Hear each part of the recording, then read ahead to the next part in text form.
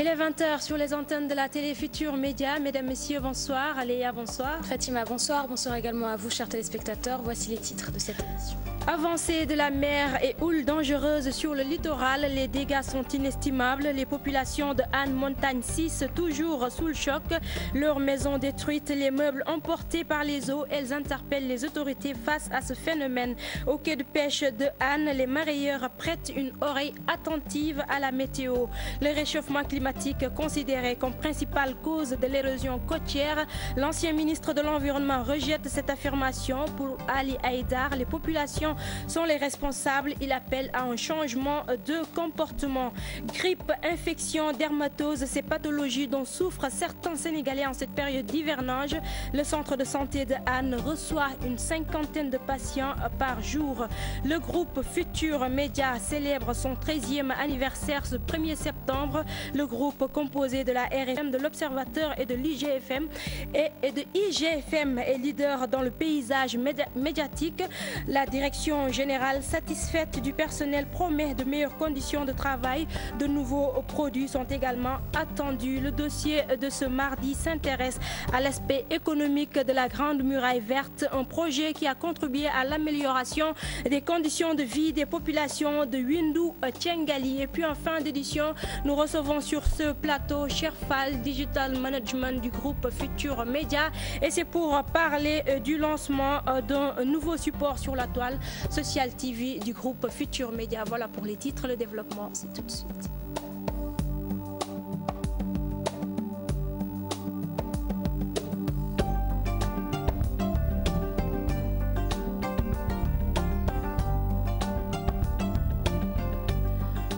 Bonsoir à tous et merci de nous recevoir chez vous. Nous démarrons cette édition avec les dégâts causés par la mer à Anne Montagne 6, Léa.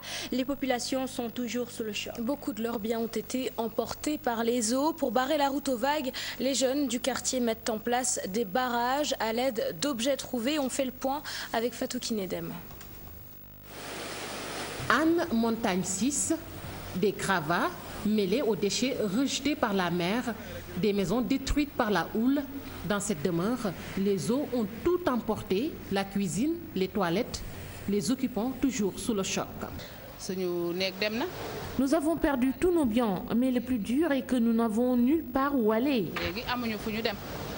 Ce n'est pas facile de trouver un toit en ce moment.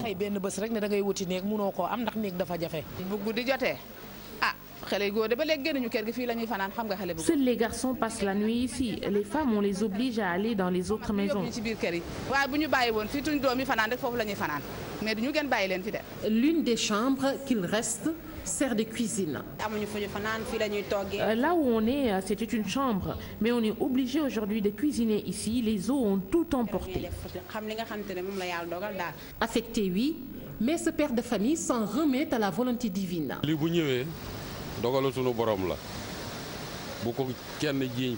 C'est la volonté divine. Les personnes doivent s'en remettre à Dieu.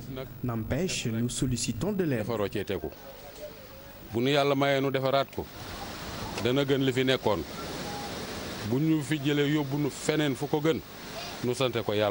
Une population meurtrie, des jeunes qui usent des moyens du bord pour contrer le déferlement des vagues. Depuis 2 jours, nous nous sommes engagés pour empêcher les eaux d'envahir encore les maisons. Nous remplissons des sacs de sable qu'on met aux abords des murs.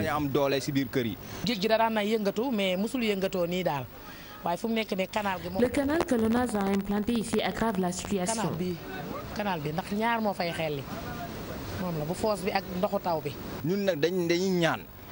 Nous lançons un appel aux autorités pour la fermeture de ce canal. Cela a toujours été notre combat.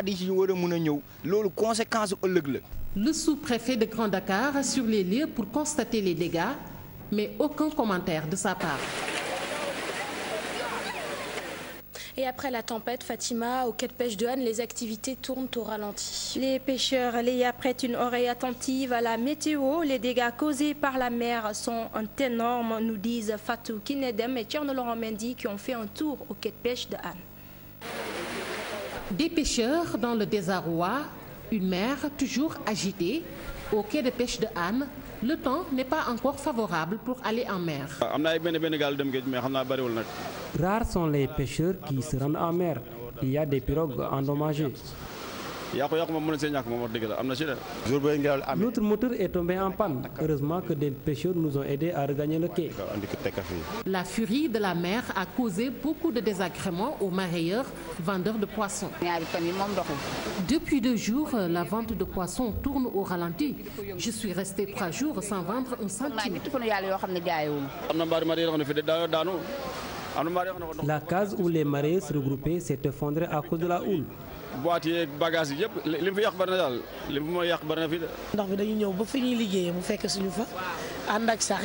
eaux ont envahi les étals, on y voit même des vers de terre.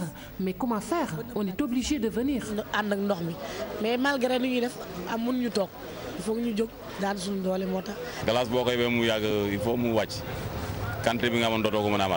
Avec cette tempête, les pêcheurs se disent attentifs aux prévisions de la météo.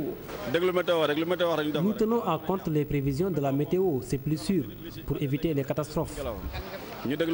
Ces acteurs de la mer doivent ainsi prendre leur mal en patience en attendant les meilleurs moments pour reprendre leurs activités. Le réchauffement climatique, considéré comme principale cause de l'érosion côtière, l'ancien ministre de l'Environnement, Haïdar El Ali, rejette l'affirmation. Selon le président de l'Océanium, les populations sont les principales responsables, d'où son invite à un changement de comportement et à l'élaboration d'une bonne politique de l'environnement. Écoutons à ce propos Haïdar El Ali, président de l'Océanium. Ses propos sont recueillis par Adi Atala. Quand on a une presqu'île et qu'on veut la préserver, il faut bien sûr avoir des actions très concrètes. Il faut arrêter de prélever le sable des plages, il faut arrêter de construire trop près de la mer, il faut arrêter de couper les arbres, par exemple la bande de Filao, qui est une bande qui protège le littoral nord. Donc c'est toutes ces actions-là combinées, mais une presqu'île, de manière naturelle, tend à devenir une île. On ne peut pas dire que c'est le réchauffement climatique seulement ou la montée des niveaux de la mer. Non, ça se joue en centimètres, maximum en quelques dizaines de centimètres. Non, c'est l'activité humaine. Ce sont les gens qui vont prélever le sable sur la plage pour construire leur maison et après construire trop près de la mer. Il y a des tempêtes actuellement du fait du réchauffement climatique, du fait de l'activité humaine. On ne peut pas accuser l'environnement, c'est pas possible. L'environnement, nous vivons dedans avec. Donc notre comportement à nous va avoir une incidence sur ce dérèglement de notre environnement. La grippe, une maladie dont souffrent beaucoup de Sénégalais en cette période d'hivernage. Au centre de santé de Hann, une 50aine de personnes arrivent en consultation chaque jour. Les eaux stagnantes mélangées à celles usées favorisent l'apparition et la propagation de certains virus et infections de l'air. De l'avis de spécialistes de la santé. Plus de détails dans ce reportage d'Aminata Baresso et de Tierno Laurent Mendy. Centre de santé de Hann-sur-Mer. Dans cette structure, la grippe est aujourd'hui la principale source de consultation. Tous les jours, une 50aine de patients y arrivent pour la même pathologie. 80% des malades qui viennent en consultation présentent un état grippal. Et également, il y a les sujets allergiques qui présentent des épisodes de rhinite, de sinusite allergique, et également il y a les asthmatiques. Durant ces périodes, ils présentent fréquemment des crises. C'est eux qu'on gère le plus souvent durant cette période. Actuellement, nous n'avons pas beaucoup de cas de palu parce qu'on s'y attend également durant l'hivernage. Mais depuis quelques années, nous avons un recul des cas de paludisme. Tous les jours, on compte une 50aine de patients quand même qui viennent consulter pour un syndrome grippal, pour les dermatoses, surtout durant ces périodes. Les infections cutanées sont aussi dans le lot des consultations médicales. C'est vrai, c'est fréquent. Même ma petite sœur, quand elle patauge dans les eaux, la nuit, elle passe tout le temps à se gratter les pieds. Il y a également beaucoup de dermatoses. Ça a commencé avec surtout dans cette zone de Hann-sur-Mer. il y a une pollution de la baie et ça favorise avec l'hivernage les dermatoses chez les enfants, surtout les pyodermites. Il y en a énormément ici chez les enfants. Les changements climatiques, l'humidité, entre autres facteurs favorables au développement de certaines pandémies, les parents appelés à veiller sur l'hygiène des enfants. Durant cette période d'hivernage, c'est surtout la propreté. On demande aux femmes de bien nettoyer les maisons, d'éviter les eaux stagnantes, de bien laver les enfants. Comme on ne peut pas les empêcher de jouer dehors avec les eaux usées qui sont en stagnation dans les ruelles. La saison des pluies, plusieurs quartiers de la capitale sénégalaise sous les eaux, un terreau fertile au développement de certaines maladies. Merci. Le groupe Futur Média souffle sa 13e bougie, 13 années de présence dans le paysage médiatique sénégalais. Occasion saisie par la direction générale du groupe pour féliciter le personnel. D'ailleurs, des mesures sont annoncées pour améliorer les conditions de vie et de travail des agents Ibou Diouf et Younous Diatta. Le moment est choisi pour remercier le public, encourager le personnel du groupe, sans oublier les annonceurs qui occupent une place de choix dans les activités de GFM.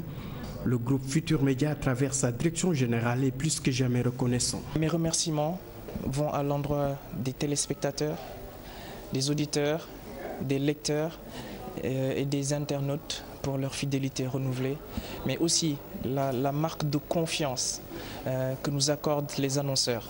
Car sans eux, je pense qu'aujourd'hui, nous ne serons pas à ce niveau. 13 années de présence sur le paysage médiatique sénégalais, le groupe Futur Média veut accroître sa position. Nous tentons d'innover avec Olé TFM, ITFM, mais aussi TFM Religion, mais l'arrivée aussi d'une radio jeune qui s'appelle JFM. Ces nouveaux produits vont nous permettre de nous focaliser dans la sous-région. Pour arriver à de telles réalisations, le volet social n'est pas à négliger. Pour le volet social, vous verrez des améliorations qui vont être faites par la direction générale. Il y en a plein qui ont déjà été consentis, faits pour améliorer les conditions de travail des employés. Mais nous n'allons pas nous arrêter en si bon chemin. Parce que pour nous, l'objectif, c'est que les employés de Futur Média soient fiers déjà d'appartenir à ce groupe, mais qu'ils se retrouvent aussi dans ce qu'ils font. Au-delà des perspectives, des projets, il s'agit de remobiliser tout le personnel pour mieux faire face aux mutations qui s'imposent dans le milieu des médias. Et puis parlons justice à présent. L'affaire qui oppose le maire de Mermoz Sacré-Cœur, Barthélémy Diaz, à l'association des régies publicitaires était évoquée ce 1er septembre devant le tribunal correctionnel de Dakar. Le procès a été une nouvelle fois renvoyé au 1er décembre prochain, mais cette fois-ci pour plaidoirie. Dans ce dossier, le maire de Mermoz Sacré-Cœur est accusé de destruction de biens appartenant à autrui. Les parties civiles qui lui reprochent d'avoir détruit illégalement leurs panneaux publicitaires lui réclame 700 millions de francs CFA à titre de réparation. Justice toujours, Léa, l'affaire Mohamedou Lamine Massali et Aminata Tall évoquée ce mardi à la barre du tribunal correctionnel de Dakar a été finalement renvoyée au 15 décembre prochain pour plaidoirie également. Nous parlons télécommunications à présent avec l'ARTP qui lance la portabilité des numéros au Sénégal. Une étape qui vise à favoriser la concurrence du bénéfice des consommateurs. Côté opportunité, l'autorité de régulation et les opérateurs téléphoniques rassurent. Les consuméristes, quant à eux, demandent une meilleure qualité du service. Maïmouna Ndiaye. Après l'Afrique du Sud, l'Égypte, le Ghana et le Maroc, le Sénégal lance officiellement la portabilité des numéros, le résultat d'une expertise locale. À partir d'aujourd'hui, quelqu'un qui veut quitter un opérateur pour aller chez un autre le fera gratuitement en gardant son numéro, y compris le préfixe. Au Sénégal, nous sommes allés tout seuls avec nos équipes, nos experts, mais bien entendu en utilisant une approche participative avec les équipes des opérateurs, en créant des sous-comités et un comité de pilotage. Tous les opérateurs de téléphonie mobile sont impliqués dans ce levier de régulation. Le respect des règles de passation de marché public, une priorité. Nous avons commencé à travailler depuis un bon bout de temps sur l'amélioration, l'agrandissement de notre réseau, des offres encore plus compétitives, des programmes de fidélisation et nous allons continuer. Des avantages, certes, mais l'amélioration du qualité de service demeure une exigence. Ça va certainement pousser les opérateurs à diminuer les prix et surtout à améliorer la qualité. Parce que c'est le gros problème du consommateur au Sénégal, c'est la qualité du réseau, c'est la qualité du service. Il est très mauvais et il est mal étendu sur le territoire, il y a une mauvaise couverture du territoire et pourtant il y a des bénéfices extraordinaires pour ne pas dire usuraires. Près de 15 millions d'abonnés au service de téléphonie mobile ont la possibilité de changer d'opérateur tout en conservant leur numéro de téléphone. Une procédure qui dure 24 heures. Le campus social de l'université Cheikh Anta Diop de Dakar fermé. Certains étudiants ont plié bagages, respectant ainsi les consignes de la direction du COUD. D'autres restent cependant sur place afin de préparer leur mémoire et passer leurs examens. Aïssatou Païfal les a rencontrés. Reportage. Calme plat, couloir vide, porte close. Quelques étudiants arpentant les couloirs à l'université Cheikh Anta Diop. Beaucoup d'étudiants ont respecté le délai imparti pour vider les lieux. Le délai c'était hier, mais hier nous avions un examen. Moi j'ai fait examen de 14h à 18h. Je suis prêt à 18h alors que j'avais un rendez-vous au service médical. Je ne pouvais pas partir pour revenir ici. Bon, j'ai jugé de rester jusqu'à aujourd'hui ce matin. Une fois aller au service social et service médical après.